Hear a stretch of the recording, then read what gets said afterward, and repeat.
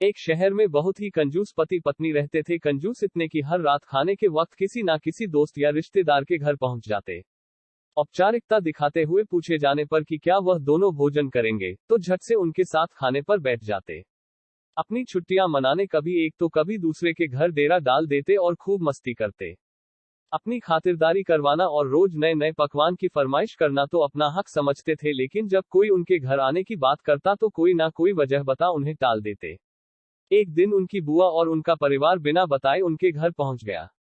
काफी देर तक गप्पे मारने के बाद कंजूस पति पत्नी को लगा कि अब तो रात का खाना खिलाना ही पड़ेगा, मगर उनका कंजूस मन उन्हें खर्चा करने से रोक रहा था। तभी पति को एक उपाय सूझा।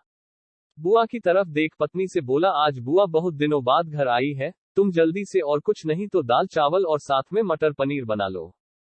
मटर पनीर का नाम सुनते ही पत्नी परेशान, जब देखो मुंह उठा चले आते हैं, अब मटर पनीर पर इतना खर्चा करो। मन ही मन बड़बड़ाती हुई पत्नी जी रसोई में जा घुसी। पीछे पीछे पति महोदय भी पहुंच गए और अपनी योजना सुनाने लगे। देखो, तुम सिर्फ दाल चावल बना लो, लेकिन इन्हें ऐसा लगना चाहिए जैसे हम इन्हें मटर पनीर खिलाना चाहते हैं। पत्नी की समझ में नहीं आया तो पूछा, यह कैसे होगा कि हम परोसे तो दाल चावल पर उन्हें लगे कि हम उन्हें मटर पनीर खिलाना चाहते हैं। तो पति ने अपनी योजना बताई, ऐसा करना कि रसोई में जाकर दाल चावल बना लो, जब तैयार हो जाए तो मुझे आवाज लगाना कि खाना तैयार है, आप टेबल पर प्लेटें लगा लो। पत्नी ध्यान से सारी बातें सुनती रही और आगे की योजना सुनने को बेताब होने लगी। तब पति ने अपनी असली योजना बताई, जब मैं प्लेट लगा चुका रहूंगा तो तुम एक खाली कढ़ाई किचन के फर्श पर गिरा देना। तब मैं पूछूंगा कि क्या गिरा तो तुम जवाब देना, मटर पनीर की कढ़ाई गिर गई। अब मटर पनीर बचा नहीं तो दाल चावल ही खाना पड़ेगा।